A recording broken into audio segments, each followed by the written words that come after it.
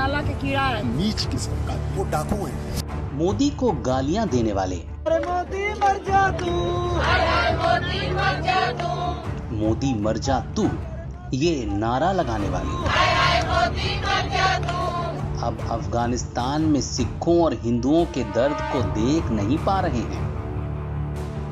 मोदी सरकार वहां फंसे इन लोगों को जिस शिद्दत से निकाल रही है उस पर कोई चर्चा नहीं है। आपको भी शायद लग रहा होगा कि जो ऑपरेशन देवी शक्ति चलाया जा रहा है अपनों को तालिबानियों के बीच से निकालने का, वो चुटकी बजाने जैसा खेल है, मगर ऐसा है नहीं।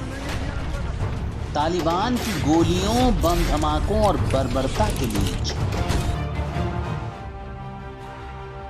पहली चुनौती अपने देश की धरती से ही शुरू हो जाती है, क्योंकि भारत से अफगानिस्तान जाने का सबसे छोटा रास्ता पाकिस्तान होकर है, जहां से जाना भारतीय सेना के विमानों के लिए आसान नहीं है। ऐसे में रास्ता चुना जा रहा है ईरान होकर, मगर ईरान से भी अपनी सेना के लिए उसका एयर स्पेस इस्तेमाल करने की इजाजत लेना आसान नहीं था। लेकिन मोदी हैं तो सब मुमकिन है। दूसरी चुनौती है कि सेना का विमान सीधा काबुल एयरपोर्ट पर नहीं उतारा जा सकता, क्योंकि काबुल में तालिबानी कब्जा है। भारत तालिबानियों पर भरोसा नहीं कर सकता, इसलिए वहां ज्यादा देर तक भारतीय सेना अपना विमान नहीं रोक सकती। तो इसके लिए सरकार ने चुना है कजाकिस्तान एयरपोर्ट को। तो तीसरी चुनौती थी कजाकिस्तान की अनुमति मिलना, लेकिन फिर वही, मोदी हैं तो सब मुमकिन है। कजाकिस्तान के साथ साथ इस काम के लिए सरकार कतर और दूसरे यूरोपियन देशों की भी मदद ले रही है। चौथी चुनौती ये थी कि हमारे लोगों को काबुल एयरपोर्ट तक कैसे पहुंचाया जाए, क्योंकि रास्ते भर तालिबान लड़ाका चेक पोस्ट पर तैनात हैं। वो सबकी तलाशी ले रहे हैं, हर तरह की मुश्किलें खड़ी कर रहे हैं, उनके पास खतरनाक हथियार हैं। तो भारतीय अफसर इन चेक पोस्ट पर माथापच्ची करके लोगों को एयरपोर्ट तक पहुंचा रहे हैं। पांचवी चुनौती है एयरपोर्ट पर मची अफरा तफरी, जिसकी वजह से यहां एक जगह इकट्ठे हो पाना संभव नहीं है।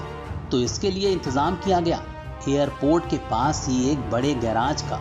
भारतीय दूतावास, पीएमओ, इंटेलिजेंस और एयरफोर्स के बीच गजब के तालमेल की वजह से लोगों को इस गैराज में पहुंचाया जा रहा है और यह काम बिना रुके चल रहा है। छठी चुनौती है काबुल एयरपोर्ट पर अमेरिकी सेना की मंजूरी, क्योंकि वहां का एटीसी और सिक्योरिटी कंट्रोल अमेरिकी सेना के हाथ में है।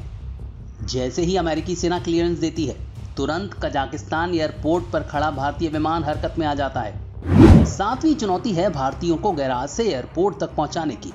तो जैसे ही एयरफोर्स का विमान काबुल एयरपोर्ट पर लैंडिंग करने वाला होता है, वैसे ही सभी भारतीयों को बुलेट प्रूफ गाड़ी से एयरपोर्ट के भीतर पहुंचाया जाता है।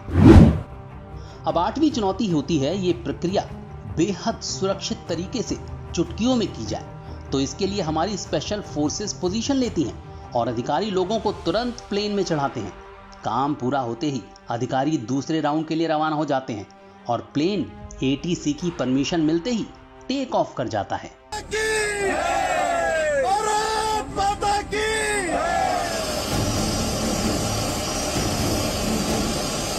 मगर चुनौती यहीं खत्म नहीं हो जाती। हिंडन एयरबेस पर इन्हें उतारने के बाद कोविड प्रोटोकॉल का पालन, जरूरी क्वारंटाइन पीरियड, इनका खान पान, मेडिकल सुविधाएं और इन्हें घर तक पहुंचाना। यात्री मेंटल शॉक में होते हैं तो उन्हें काउंसलिंग भी दी जाती है।